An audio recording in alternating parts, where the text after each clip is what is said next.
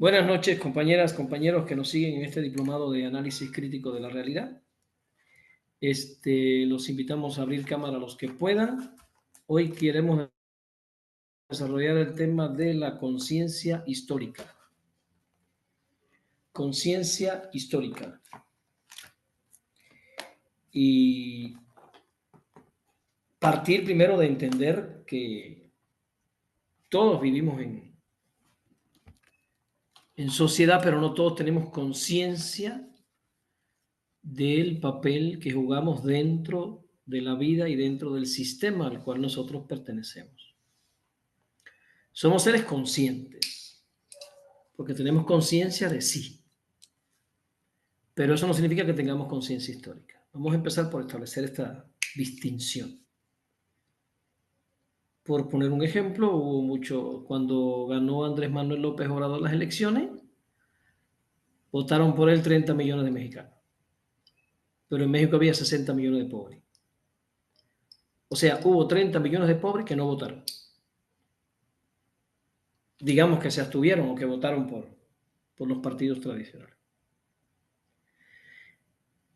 Con eso tenemos que estar claros que la batalla por la conciencia es fundamental. Hoy en día, los partidos de extrema derecha no están llegando al poder como hace 30 años a través de golpes de Estado. Hoy en día, los partidos de extrema derecha están llegando al poder por elecciones. Donald Trump llegó al gobierno en una elección. Milei llegó al gobierno en una elección. Bolsonaro llegó al gobierno en una elección. Los gobiernos europeos que hoy forman parte de las extremas derechas llegaron al gobierno por elección. Les voy a mencionar algunos para que tengan una idea.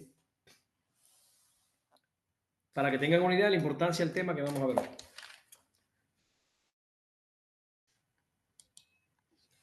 La Segunda Guerra Mundial fue el resultado de las disputas por las materias primas de las extremas derechas europeas que desembocaron en el fascismo, el nazismo y el falangismo. Los que tienen más años conocen esta historia. Después de la Segunda Guerra Mundial, las personas que tenían un pensamiento fascista lo escondían, no lo decían. La gente sentía vergüenza de decir que era fascista. Eso hoy se acabó. Ya hoy no es así. El pensamiento fascista salió del espacio de repudio en el que estaba y hoy está disputándose los gobiernos en Europa y también en América Latina. Para que tengan una idea, países de Europa donde la extrema derecha, llamémosle extrema derecha, esa extrema derecha fascista, racista, xenófoba, no gobiernan, pero están delante en las encuestas. Austria, Suiza, Francia y Bélgica. Países europeos donde la extrema derecha gobierna en coalición con otras fuerzas. Finlandia, Letonia, Eslovaquia. Países europeos donde gobierna la extrema derecha. Ahora sí, Italia, Países Bajos, Hungría.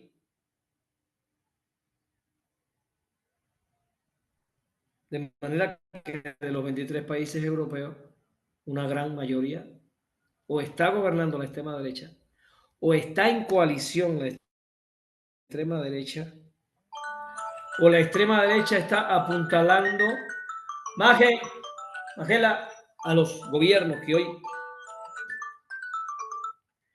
Dime.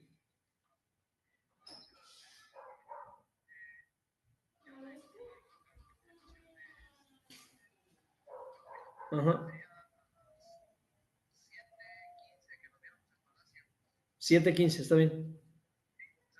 Sale. Sí, sale.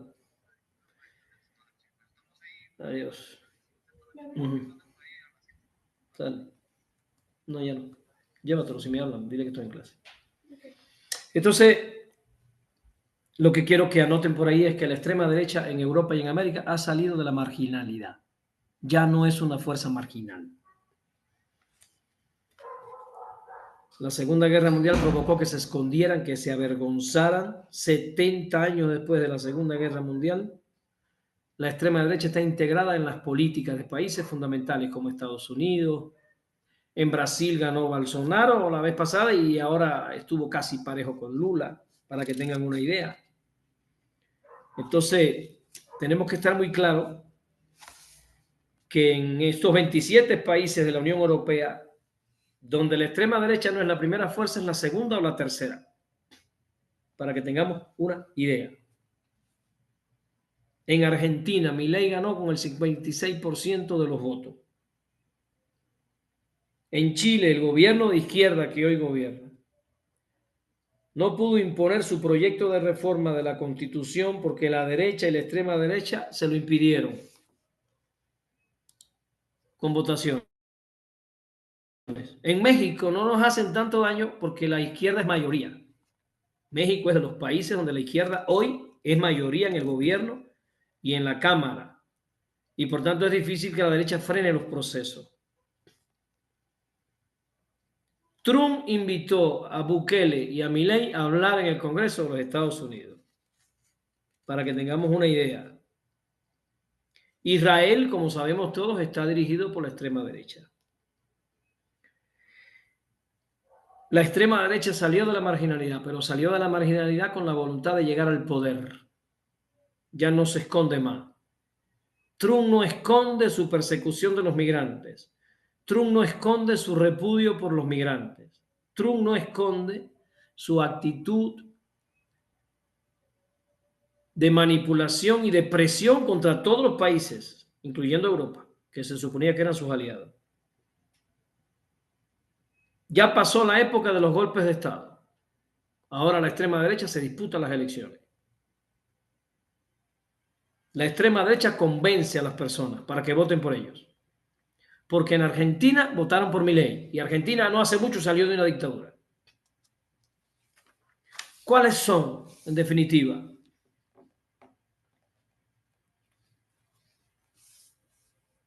¿Cuáles son, en definitiva?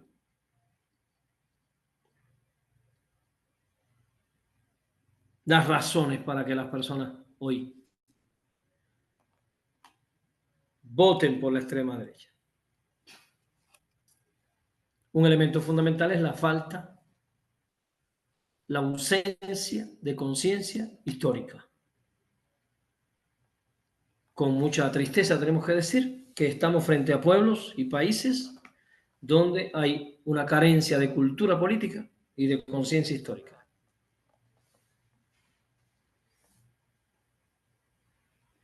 El descaro con el que se expresa el presidente de los Estados Unidos de Norteamérica ha imbuido a las demás extremas derechas del mundo a manifestarse, a salir a la luz. El asalto al Capitolio por Donald Trump el 6 de enero de 2021, perdón, probó a lo que estaba dispuesta la extrema derecha en Estados Unidos. A Trump se le sometió a un proceso judicial.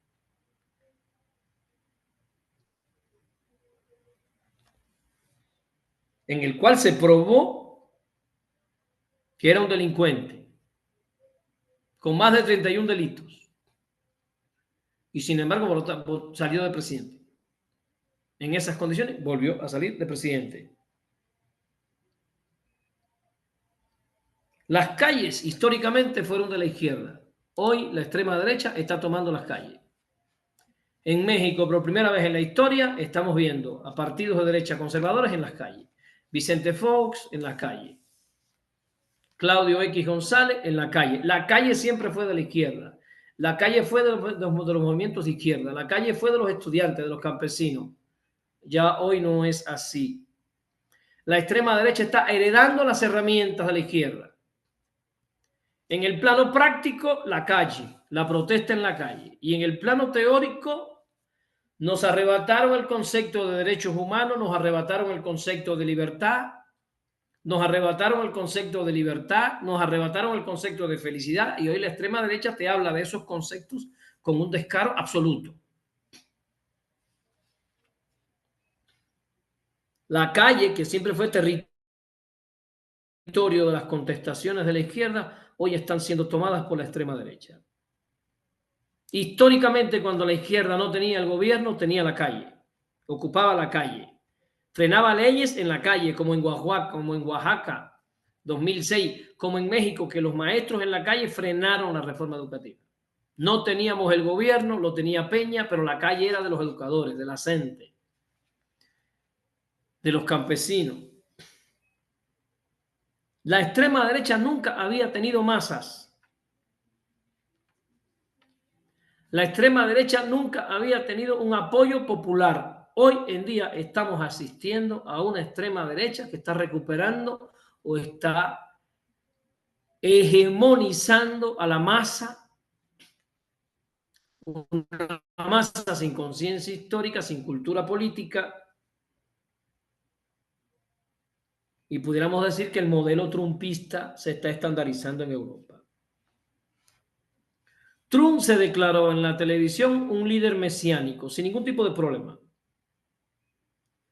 Trump denuncia el establishment y Milei denuncia al establishment. Ellos mismos denuncian las barbaridades del neoliberalismo y se presentan como los salvadores del desastre de la crisis del capitalismo. El que no tiene conciencia histórica, el que no tiene conciencia de clase, el que no tiene cultura política, termina creyendo que esta gente los va a liberar de la crisis del capitalismo. Esta gente que se declaran libertarios se presentan como salvadores. Eslóganes como el de Trump, construyamos el muro. El enemigo principal es el extranjero.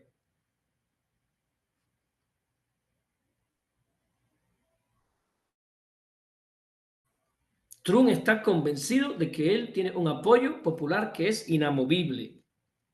Él cree que cualquier cosa que él haga no lo va a afectar. Incluso en televisión dijo en televisión, yo podría salir a la Quinta Avenida con un arma, matar a alguien así indiscriminadamente y no perdería un solo voto.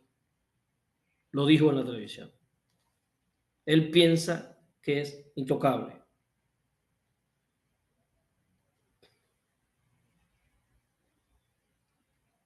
Se alimentan del odio. Todos estos gobiernos de extrema derecha se alimentan del odio. No buscan justicia, buscan privilegios y tienen todos un discurso que pudiéramos decir que es paranoico. A Trump, su base más fuerte electoral, lo asume como un mesías, como un gurú, como un iluminado. Sobreimprime, pudiéramos decir que Trump sobreimprime un liderazgo de tipo religioso a un liderazgo de tipo político. Él mismo, Trump, se ha definido como el salvador de la cristiandad y ha levantado bandera contra matrimonio igualitario, contra los grupos LGTBI, contra la educación sexual en las escuelas. Y Trump ha declarado explícitamente que va a limpiar a los Estados Unidos de izquierdistas, igual que Milei, de feministas, de homosexuales, de inmigrantes, de elitistas liberales y otros pecadores. La idea es que tengamos en cuenta cómo con un discurso de odio se puede hegemonizar a una masa oprimida que no tiene conciencia histórica, que no tiene cultura política. Pudiera decirse que los partidarios de Donald Trump no son un partido político, son una secta, que identifican al jefe como un patriarca. Sus discursos, tanto los de Trump como los de Milei, son discursos incoherentes, pero la gente lo idolatra. como los discursos de Milei son incomprensibles, pero mucha gente lo sigue. Entre menos entienden lo que dice el profeta, más piensan que es sublime. O sea, estamos frente a gobiernos que basan su base electoral en la ignorancia. Así lo podemos decir. No estamos frente a una derecha culta, no estamos frente a una derecha que tenga un posicionamiento a favor de cierta espiritualidad, de cierta cultura, de cierto elitismo. Estamos frente a una derecha mediocre, totalmente mediocre.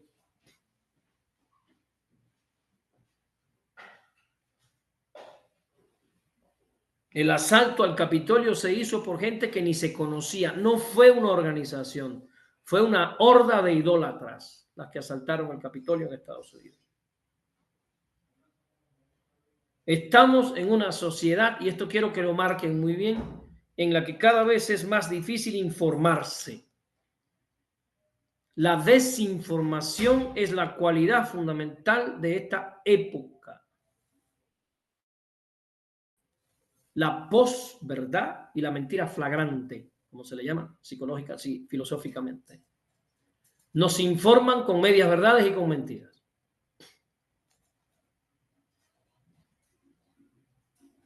Internet ofrece una visión totalmente deformada de la realidad. Las capacidades de engaño de las redes sociales son inmensas y las redes sociales más populares están en manos de sujetos como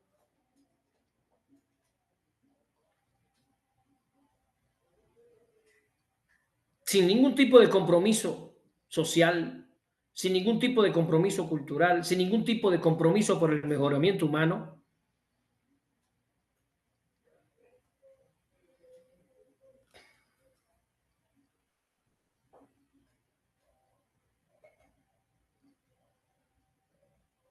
La media de información expuesta en los teléfonos hacia las personas es un promedio de 10 horas diarias.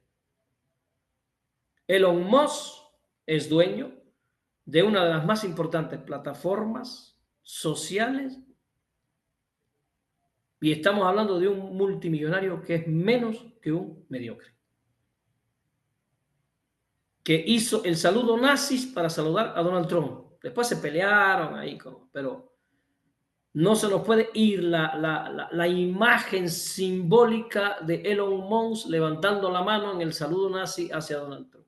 Eso no se nos puede ir porque cuando nosotros hablamos de extrema derecha y de gobiernos que siguen una ruta fascista, tenemos que aprender a leer todas estas construcciones simbólicas. ¿Qué cambios fundamentales hay entre el fascismo que fue derrotado en el siglo XX y el fascismo que hoy emerge? Bueno, el fascismo del siglo XX era un fascismo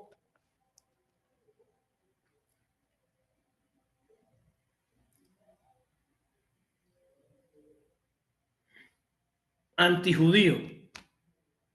Este es un fascismo profundamente sionista. El fascismo del siglo XX perseguía a los judíos. El fascismo del siglo XXI está confabulado con el sionismo para destruir, en primer lugar, al pueblo palestino y dividir y dinamitar el Medio Oriente. Es la tarea fundamental de Israel como personero de los Estados Unidos. Las personas consagran más de 5 horas al día a observar las redes sociales. 5 horas al día. Que no se le dedican a la familia, que no se le dedican al ocio, que no se le dedican a la lectura, que no se dedican al estudio, se le dedican al entretenimiento en una red social que la mayor parte del tiempo miente y tergiversa la verdad.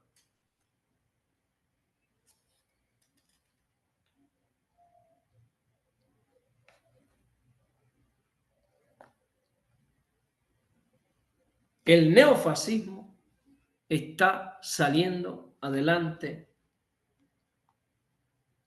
en el siglo XXI, cosas que no esperábamos. Estamos regresando a vivir lo que vivió la humanidad en la década del 30. Todos estos gobiernos de odio, el fascismo, el falangismo, el nazismo. Estamos repitiendo la historia. La extrema derecha llegó a Italia en el año 1922. Recuerden a Mussolini. La extrema derecha llegó a Alemania en el año 1933 con Adolf Hitler. Como consecuencia del derrumbe bursátil de la crisis de 1929, el gran crack de la bolsa de New York. Europa llevaba solo 10 años de haber pasado la Primera Guerra Mundial con millones de desempleados. Millones de personas desempleadas se adhirieron entonces a los partidos de derecha en Europa. Partidos que proponían solucionar la grave crisis del capitalismo. Esa extrema derecha del siglo XX que nos llevó al fascismo, al nazismo y al falangismo era militarmente expansionista, imperialista, racista. Soñaban con invadir espacios vitales extranjeros. Se sentían étnicamente superiores, con unas poderosas fuerzas armadas como símbolo de poder nacional. Hoy en día estamos otra vez repitiendo la misma historia. Veamos todos los elementos comunes que tenemos. Hoy en día tenemos una extrema derecha nacionalista, etnonacionalista, como el nazismo de Adolf Hitler, el muro de Trump para defender a Estados Unidos, hacer Estados Unidos grande nuevamente. Hoy el inmigrante es el enemigo, nuevamente. Lo perseguimos porque lo hacemos responsable de los grandes problemas nuestros.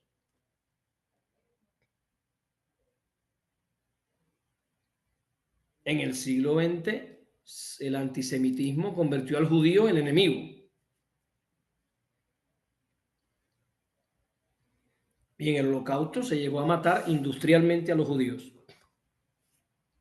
Hoy esa nueva extrema derecha no es antisemita. Es pro-israelí.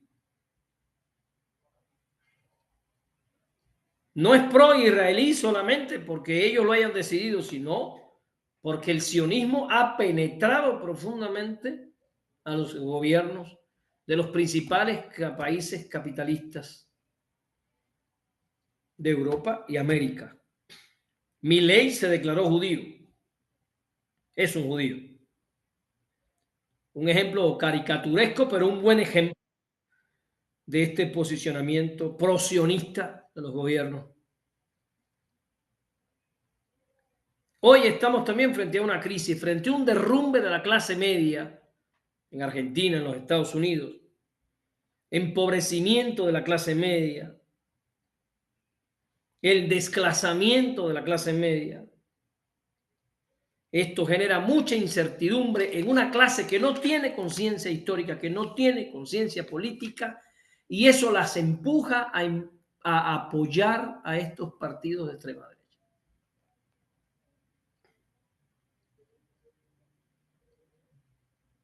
En medio de todo esto, el otro día la jefa del Comando Sur anunció un video en TikTok de sus propias palabras.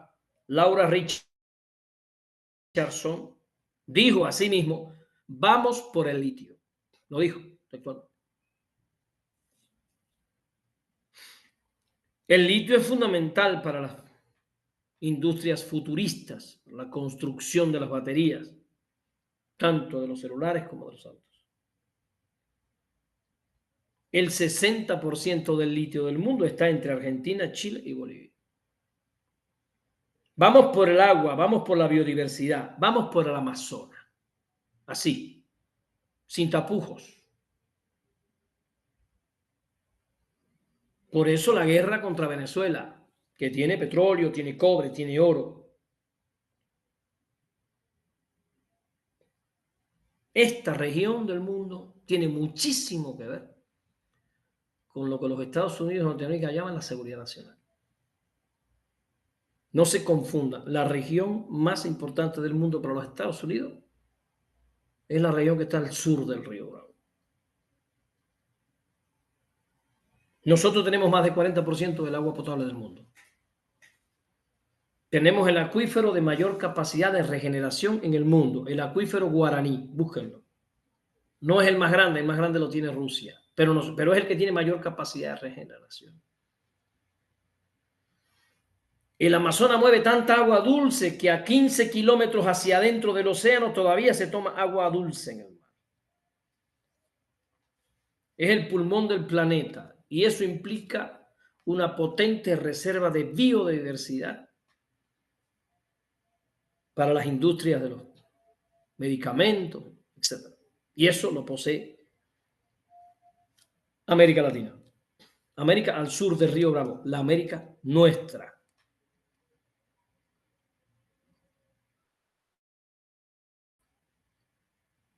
Entonces, estoy explicando esto para que entendamos lo fundamental que es desarrollar la conciencia histórica.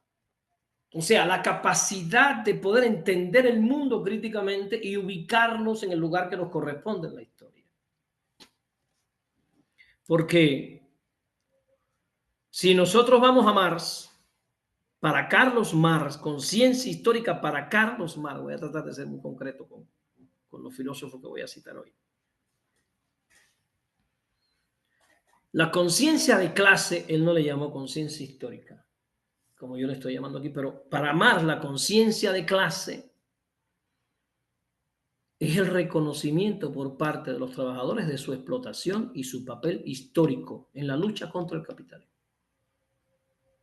No solo es saber que eres obrero, sino entender que tu clase está oprimida y debe organizarse para cambiar el sistema. Hoy en día las redes nos están preparando para que nosotros demos gracias de ser obreros, demos gracias por el trabajo que tenemos.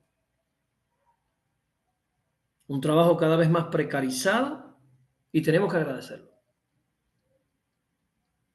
Con lo cual se esfuma la posibilidad de la conciencia de clase. Para Marx no solo es saber que eres obrero, es entender tu condición de oprimido. Es entender que tu tarea histórica es organizarte para cambiar el sistema. Para Marx, esta conciencia surge de la praxis, de la lucha económica, de la lucha política, no solo de la teoría. Para Carlos Marx, sin esa conciencia de clase, el proletariado sigue siendo una clase en sí. O sea, una clase objetivamente explotada, pero no una clase para sí. Así le llama Marx. Clase en sí, es la clase explotada que no tiene conciencia de su explotación. Esa clase que da gracias al patrón por ser tan bueno y darle trabajo. Y lo que se quiere es transformar la clase de clase en sí en clase para sí. Y esa clase para sí, que es clase con conciencia, Marx dice que llega a través de la organización política. Pero cuidado con confundirnos. Podemos estar organizados en un sindicato y servirle al opresor. Porque un sindicato sin conciencia histórica es un regalo para el opresor. Cuidado con confundirnos, porque dice Lenin, ahora voy a Lenin. Para Lenin, fíjense que hoy en día se estudia poco el camarada Lenin porque es uno de los más perseguidos por la batalla de ideas del capitalismo. Se puede digerir a Gramsci, se puede digerir, pero Lenin no lo pueden digerir. Y lo que hacen es esputarlo para que no se lo lea, para que no se lo estudie. Lenin decía, los trabajadores por sí solos no desarrollan una conciencia de clase. Lenin decía, los trabajadores luchan por mejoras económicas, por mejoras salariales, por demandas muy puntuales para mejorar sus condiciones frente a los demás trabajadores. Los trabajadores por sí solos no luchan por derrocar el capitalismo. Luchan por asimilarse al capitalismo con mejores condiciones. Y entonces Lenin dice, la verdadera conciencia revolucionaria debe ser introducida a los trabajadores desde afuera. ¿Y quién? Entonces él habla de la vanguardia. Lenin dice, la vanguardia debe introducir la conciencia, porque los trabajadores solo no quieren esa conciencia. Y esa vanguardia son intelectuales comprometidos, revolucionarios profesionales, lo que Lenin llamaba el partido. Esto es lo que pensaba Lenin. Porque Lenin criticaba profundamente el economicismo en la lucha obrera. Pedir mejoras económicas y no irse contra el sistema. Y cuando el sistema te concede esas mejoras económicas, cuando el sistema te concede tu pliego petitorio, esperamos un año más para continuar con la batalla, pero seguimos con la batalla dentro del sistema con demandas que son demandas que pueden ser subsumidas perfectamente por el sistema. Y mientras nosotros como organización política estemos demandando mejoras económicas, el capitalismo se puede ir ajustando nuestras demandas para seguir expoliando a la inmensa clase oprimida que está bajo su bota. Entonces, Lenin defendía la idea de que la conciencia de clase debía ser educada en la clase obrera por la vanguardia revolucionaria. Se le ha criticado mucho eso a Lenin.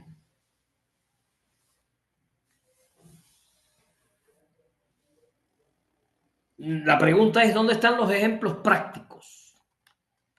Porque en definitiva, si nos ponemos a mirar de cerca, la conciencia revolucionaria del pueblo vietnamita llegó de la organización política al mando de Ho Chi Minh. Organizaron a su pueblo, educaron a su pueblo. La organización del pueblo cubano para la Revolución Socialista llegó de la organización política del movimiento 26 de julio, el compañero Fidel Castro, después de el alegato de defensa de la historia de mi absolvedad, que sale clandestinamente de la cárcel y lo lee el pueblo ávidamente, conocen la plataforma política y se empiezan a sumar al movimiento 26 de julio, generando un apoyo popular enorme.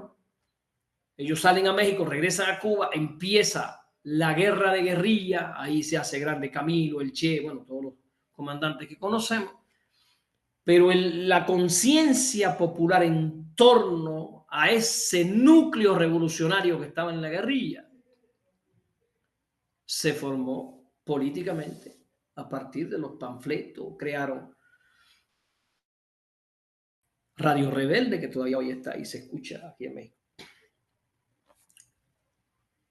Digamos que para Antonio Gramsci, que también es un pensador marxista, que genera una obra en torno a esto que llamamos hoy conciencia histórica, Gramsci deja claro que la clase económicamente en el poder, o sea, la clase capitalista, no solo controla la economía. El capitalismo no solo es una relación productiva de explotación. Gramsci deja muy claro que el capitalismo es, además y fundamentalmente,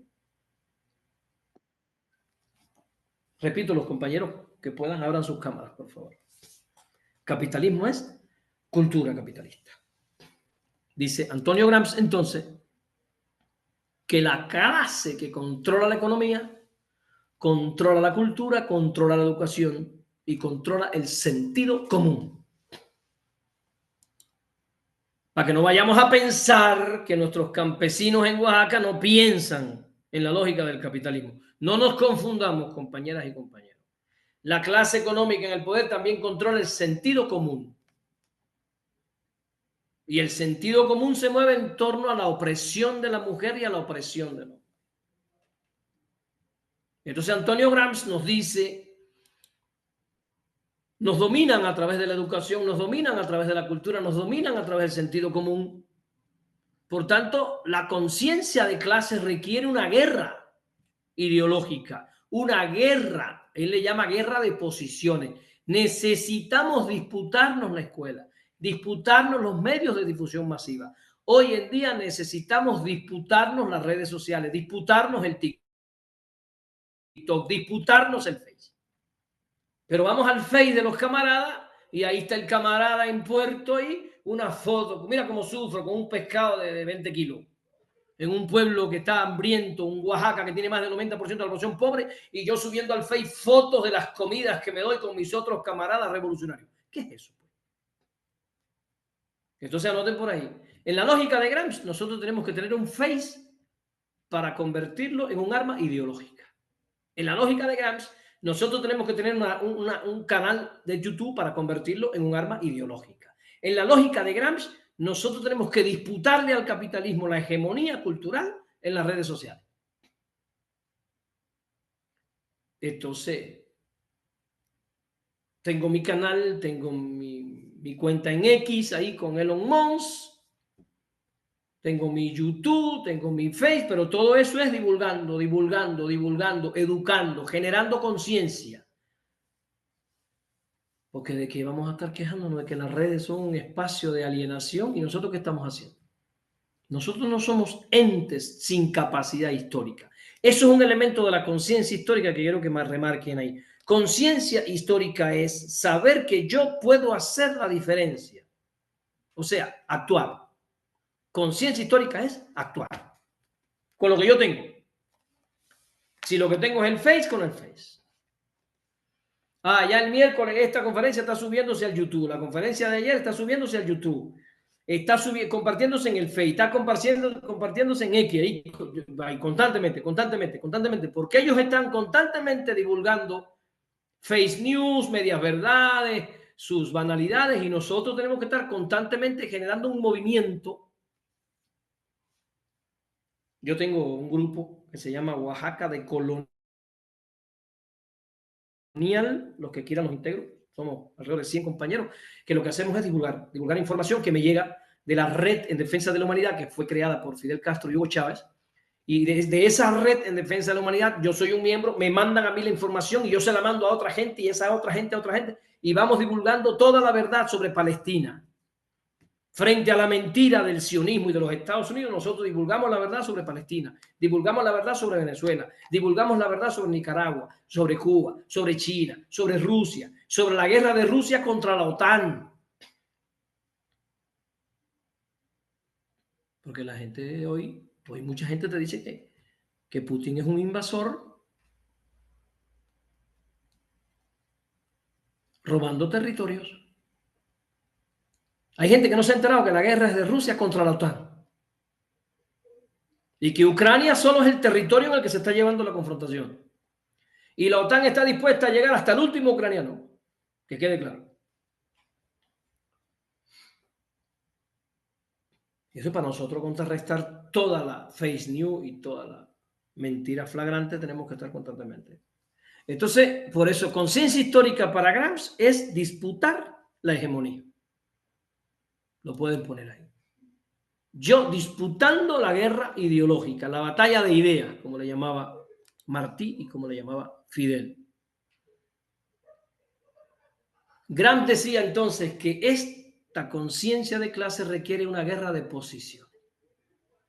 Y él le llama guerra de posiciones a esta lucha ideológica que se da en la escuela, en los medios, en el arte, en la cultura, etc. Gramsci tiene una categoría fundamental para esto: intelectuales orgánicos. Intelectuales orgánicos. Que es una categoría que tenemos que tener muy clara. Voy a hablar de 3 categorías de Gramsci. Inmediatamente paso al otro filósofo que quiero abordar con ustedes. Ya hablamos de Marx y hablé de Lenin. Ahora estoy con Gramsci.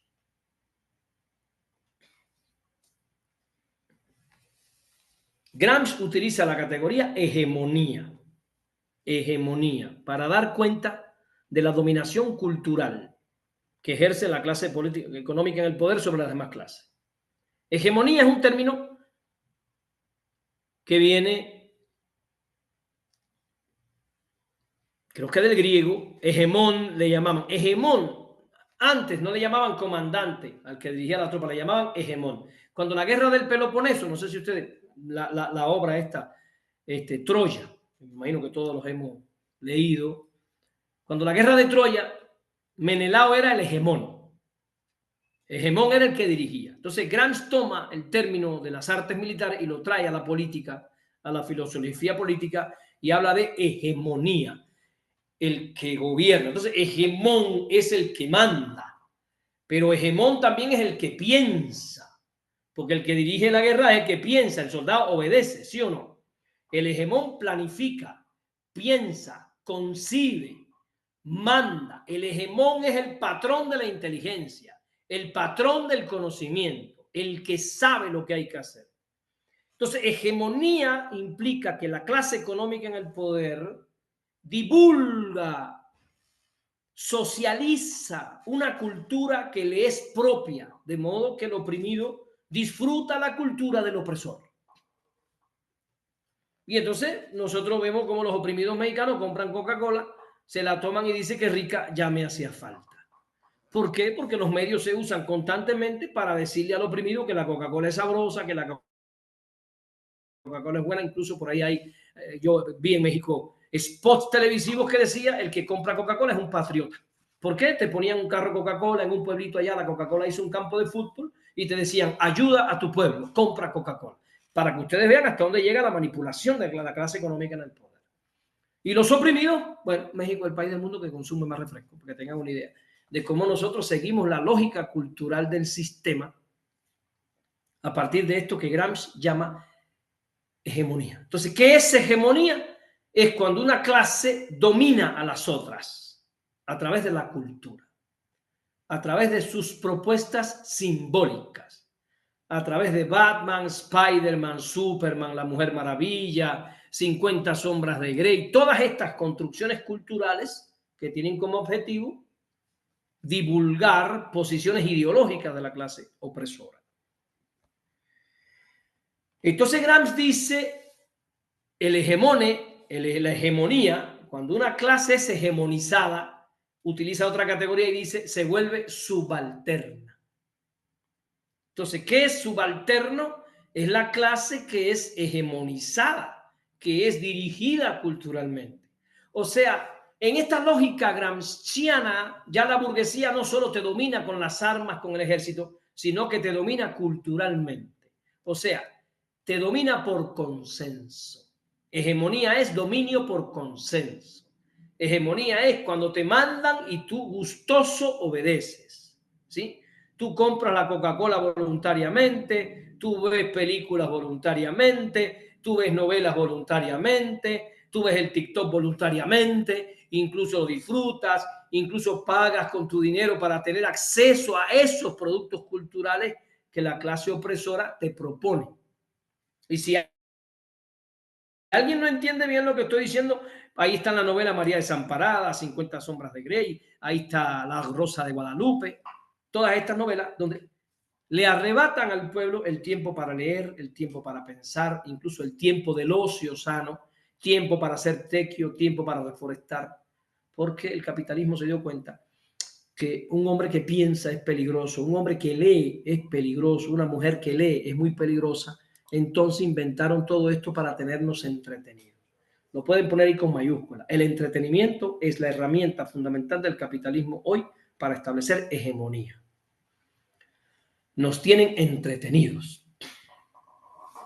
Y ese entretenimiento es un despojo de tiempo, es un despojo de energía, es un despojo de conciencia.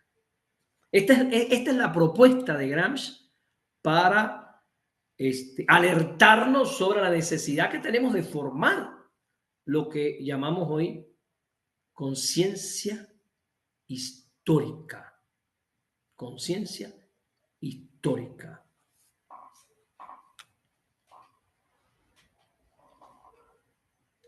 Entonces,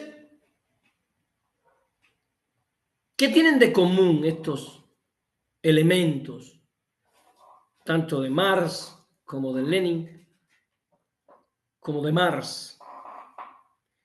Primero, que la conciencia de clase, lo que yo estoy llamando conciencia histórica, va más allá de reconocerme individualmente como un oprimido.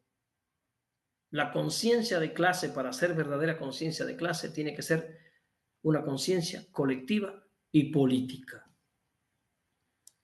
O sea, tengo que reconocer a los oprimidos, no a mí solo como oprimido, sino a los otros oprimidos. Voy a poner un ejemplo. Hace unos años el cuartel de policías de Oaxaca se fue a una huelga por un problema de salario. Y tengo entendido que solicitaron apoyo a la sección 22 para que los apoyara en sus demandas y tengo entendido que no aceptaron apoyarlos porque pues a cada rato ellos salen a la calle y le dan con el mazo a los maestros. ¿Qué pasó ahí? Que no nos reconocimos como oprimidos y no los reconocimos a ellos como oprimidos. Los militares son oprimidos igual que nosotros. Inmediatamente que se dé la coyuntura, los oprimidos tienen que moverse hacia la unidad con los otros oprimidos. Eso para Gramsci es conciencia histórica. Con quien yo no me voy a aliar es con el opresor, pero con el oprimido sí. Entonces, en México es muy común encontrarse maestros peleándose con otros maestros.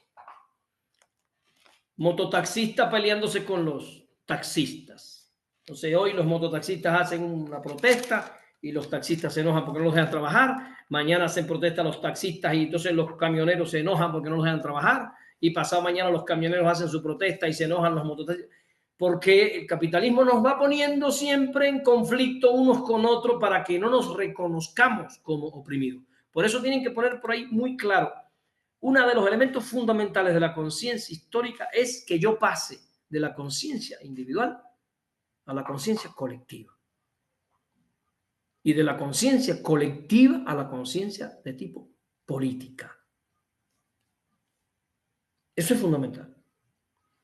Lo segundo, que la conciencia histórica implica o necesita organización. Sin organización no hay conciencia histórica. Organización implica algo mucho más difícil, unidad. Unidad. En Oaxaca te encuentras el fenómeno de que en las escuelas los maestros se están peleando unos con otros. Y se hacen un grupito de maestros, se pelean con el director. Y se organizan con el director y se van contra el supervisor. Entonces, oprimido contra oprimido y el capitalismo feliz y sonriente. Pues. Nosotros no logramos la unidad. Cuando no se logra la unidad, no hay conciencia histórica. Lo estoy diciendo para que lo consideren el peteo. Una premisa fundamental para el peteo, para la construcción de un proyecto educativo emancipador, es la unidad en torno a la lucha contra la clase opresora. De modo que yo reconozco que el otro compañero no es mi enemigo, que la otra compañera no es mi enemiga. Y si usted tiene un problema con la otra compañera, resuélvalo, porque tenemos que salir a pelear juntos contra el sistema. Entonces, conciencia histórica implica, dije, organización y dije unidad en torno a esa lucha contra la opresión. No es unidad en torno a intereses particulares, es unidad en torno a principios. El otro día lo estaba diciendo Claudia. Es unidad en torno a principios, no unidad en torno a liderazgos. No nos confundamos. Porque si alguien se corrompe, tiene que rendir cuenta ante el pueblo. Aquí nadie está por encima de la ley, como dice Claudia. El que meta la pata, rinde cuenta. Entonces, la unidad es en torno a principios, no a líderes, no a personas, no a movimientos, no a grupos. Entonces encuentras al interior de las organizaciones obreras mexicanas grupos panistas, grupos priistas, grupos de diversas facturas.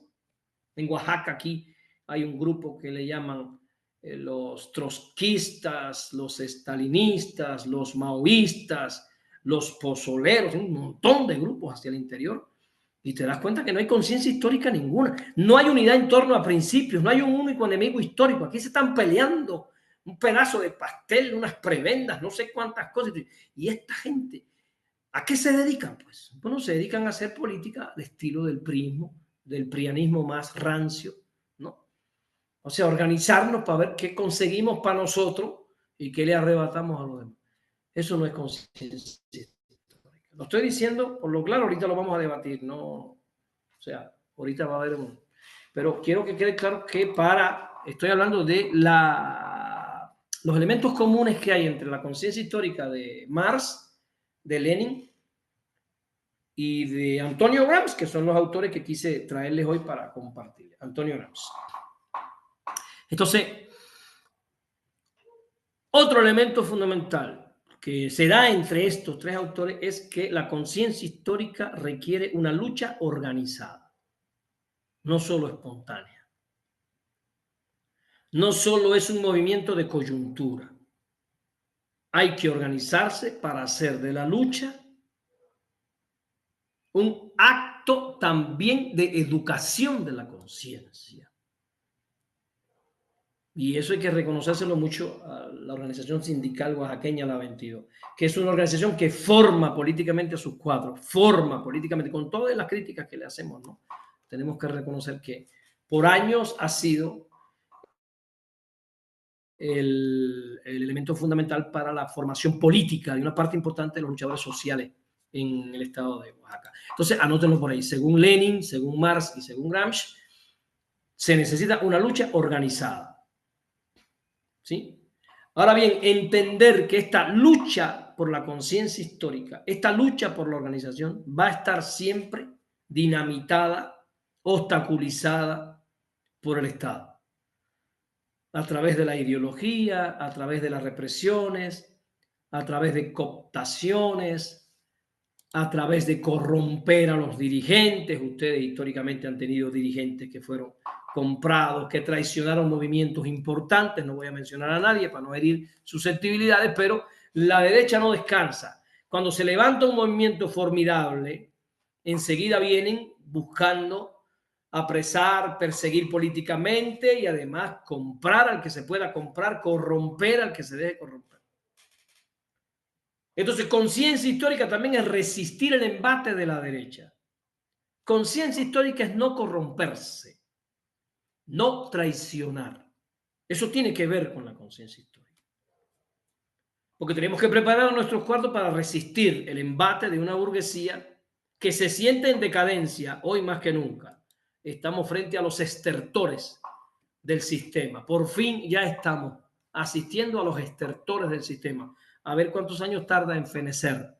No le quiero poner fecha de caducidad yo al imperialismo norteamericano, pero su crisis total anuncia cambios profundos ya en el mundo. Digamos que hay 4 elementos fundamentales que ya evidencian la crisis sistémica del capitalismo y su debacle definitivo. Primero, ya no pueden dominar con las armas. Estados Unidos lleva años metiéndose en guerra sin ganar ninguna. No ganó en Irak, no ganó en Afganistán, no ganó en Libia, no ganan en ninguna parte. Eso es un elemento que ya ellos no son hegemónicos en el plano de las armas, ya perdieron la hegemonía armamentista. Segundo, los Estados Unidos perdió la hegemonía política. Antes, hace 30 años, Armando Galán no me dejará mentir, los Estados Unidos susurraban en el oído a los embajadores y los países de América todos obedecían inmediatamente. Cuando a Cuba la expulsaron de la OEA, todos los países de América votaron para expulsar a Cuba, excepto México. México es el único país que nunca ha votado en contra de Cuba en nada. Todos los demás países se plegaron a los intereses de los Estados Unidos. Bueno, hoy en día es muy difícil que los Estados Unidos puedan susurrar en el oído de alguien y hacer que le obedezca. Bueno, vergonzosamente hoy vemos a Europa arrodillada frente a Estados Unidos. Pero vemos que amenazan aquí y amenazan allá, amenazan a Lula y Lula le responden, amenazan a México y México le responde, amenazan a México y México no obedece, amenazan a Venezuela y no obedece, amenazan a Cuba y no obedece. O sea, hay una pérdida de hegemonía política de los Estados Unidos que es considerable. El tercer elemento fundamental de la crisis norteamericana es la pérdida del papel del dólar en el mercado mundial. Ya el dólar no es más la moneda. Bueno, no sé si ustedes saben que por cada dólar que se usa en el mundo hay que pagarle a Estados Unidos un impuesto, porque esa es la moneda de cambio internacional, todavía lo es. Pero hoy está en franca decadencia. Ya China y Rusia acuerdan comerciar esas dos potencias económicas en sus propias monedas, no van a usar el dólar para comerciar entre ellos. Los BRICS están tomando esa decisión. Acaba de salir Trump a decirlo, que los BRICS se crearon para afectar a la moneda norteamericana. Trump lo dijo, ya. Lo dijo Trump, ya hay que aceptar que realmente va en picada el dólar. Y eso es otro elemento que ya nos está diciendo que estamos en el fin del imperio norteamericano, que para suerte del mundo va a durar apenas 70 años. Y esos elementos nos dicen y nos hablan de un cambio coyuntural en el mundo para el que tenemos que prepararnos, porque nunca los imperios fueron más peligrosos que cuando estaban en sus últimos momentos. O sea, en los últimos momentos de un imperio es cuando más peligroso, guerrerista se vuelve. Tenemos que estar listos. Todas estas guerras que tenemos anunciadas, todas las guerras que tenemos anunciadas, todas las amenazas anunciadas de Donald Trump, tienen que convertirse en elementos que consideremos seriamente, muy seriamente. No es el tema que yo voy a analizar con ustedes hoy, no es el tema, pero me puse a estudiarlo, me puse a tomar notas aquí, yo, porque es fundamental estar uno pensando cuáles son los cambios fundamentales que se están dando en nuestra América y por qué se dan esos cambios fundamentales en nuestra América precisamente hoy. Y la pregunta es, ¿quién es el nuevo embajador de los Estados Unidos de Norteamérica en México? Esa es una buenísima pregunta para que se hagan todos ustedes. ¿Quién es el nuevo embajador de los Estados Unidos de Norteamérica en México? ¿Por qué cambiaron al embajador mexicano? ¿Por qué quitaron al embajador que teníamos? Que no era la gran cosa, que quede claro. Y nos han puesto a esto, que no es un embajador. ¿Quién es Ron Johnson? ¿Y a qué viene a México? Le voy a dar algunos elementos para que ustedes nada más piensen en qué momento está viviendo la presidenta Claudia Sheinbaum. Ron Johnson, el nuevo embajador de los Estados Unidos de América en México, es un boina verde, no es un político. Pertenece a las Fuerzas Especiales de los Estados Unidos de Norteamérica. Especialista en contrainsurgencia. Especialista en ser enviado a países en los que no hay una declaración de guerra abierta para preparar el teatro de guerra. Comenzó su carrera en la Guardia Nacional en el estado de Alabama. Luego llegó a las Fuerzas Armadas y más tarde a las Boinas Verdes. Las Boinas Verdes son una fuerza de élite del ejército de los Estados Unidos de Norteamérica. Se retira de las Boinas Verdes en 1998 como coronel. Lo envían a El Salvador. En El Salvador fue asesor en los peores momentos de la guerra contra insurgentes en El Salvador. Su misión en El Salvador era enseñar a los salvadoreños a torturar, a matar mejor, a desaparecer mejor, a amedrentar mejor. Entre los años 70 y 80 estuvo en El Salvador, organizando lo que se llamó en El Salvador los escuadrones de la muerte. Organizador de lo que se llama, lo que se conoce como la Escuela de las Américas, que es una escuela para torturadores, para establecer métodos contra insurgentes en nuestros países al sur del río Bravo. Terminada la guerra de Vietnam, los Estados Unidos temían involucrarse directamente en una guerra porque en Vietnam perdieron, tuvieron que salir corriendo. No sé si ustedes saben y han visto las imágenes de los helicópteros llegando a la embajada norteamericana y la gente subiendo al helicóptero porque había que salir porque ya estaban los Vietcong entrando. Que en Vietnam tuvieron que irse con el rabo entre las patas. Y ellos temían involucrarse directamente en una guerra y se crearon todas estas maneras de intervencionismo. Este señor Ron Johnson estuvo en El Salvador para asesorar a la contrainsurgencia salvadoreña. Este señor Ron Johnson, busquen el caso de Elliot Abrams, subsecretario en el gobierno de Ronald Reagan.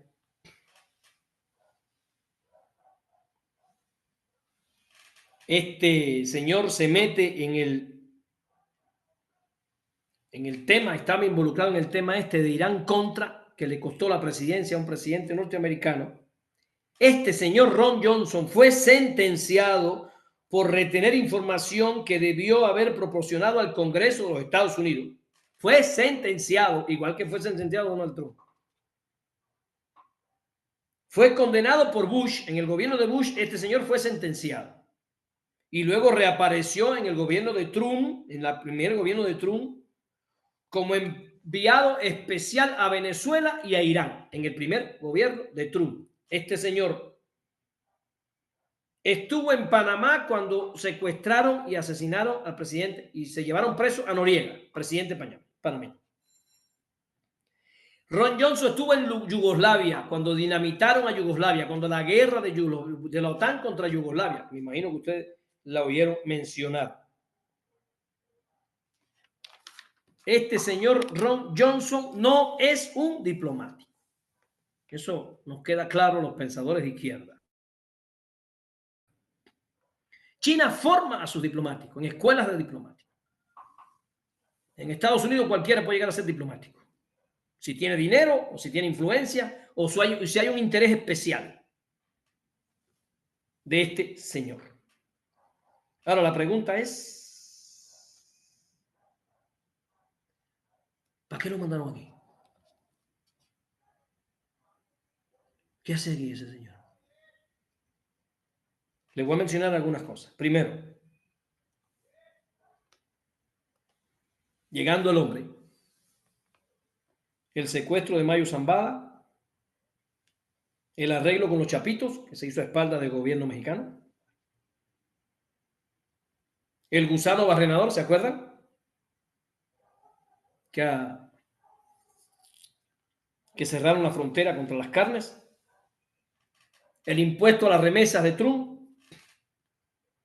Trump diciéndole a Claudia que para él sería un honor ayudar al ejército mexicano a luchar contra los narcotraficantes. Ahora mismo acaban de designar a los narcotraficantes como grupos terroristas. Eso es peligrosísimo. Están creando todo un teatro de operaciones.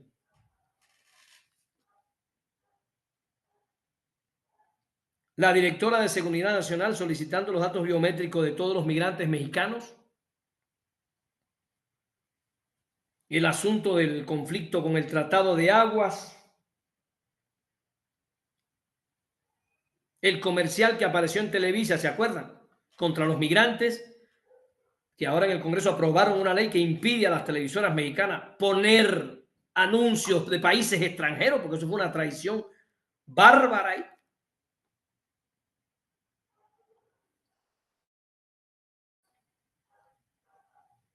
Y yo agregaría, empezaron a aparecer asesinatos muy raros, el asesinato de estos dos asesores en el DF, se están dando actos de violencia extraños.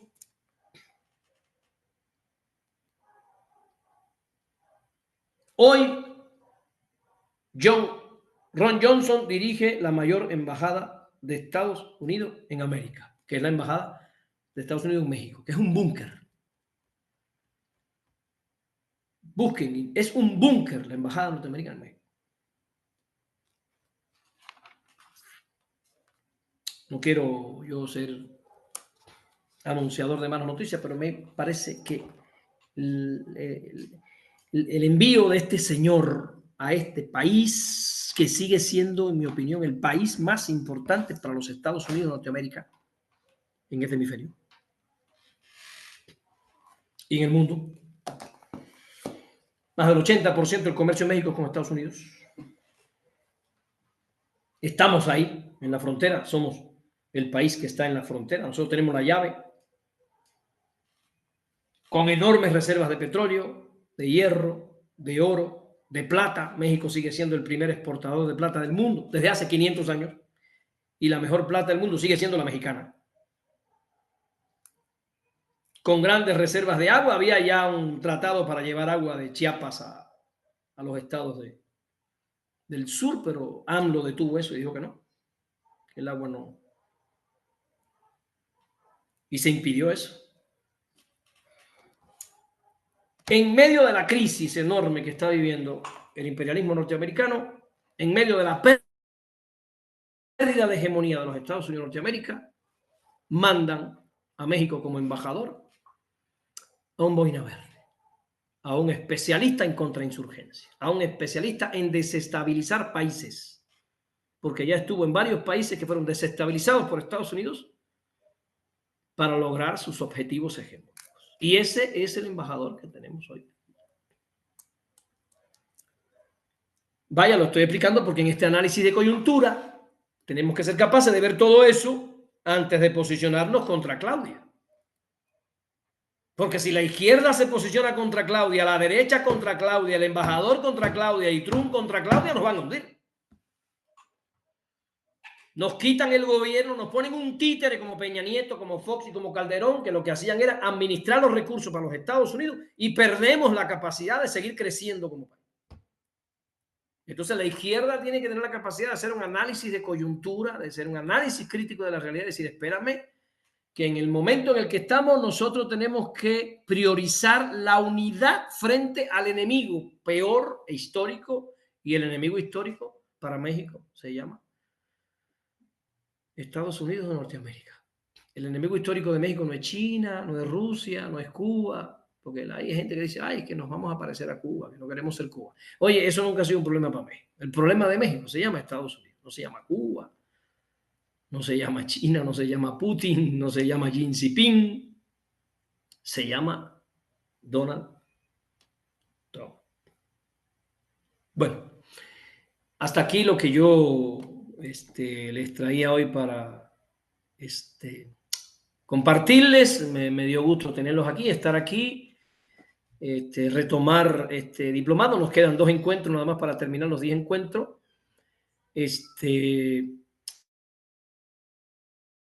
Le doy las gracias a los que nos siguen en las redes, a los que escuchan estos pequeños momentos de análisis. No tenemos toda la verdad en la mano, pero somos un espacio para pensar, digamos, a contrapelo del sistema que pretende convertirnos eternamente en sus súbditos.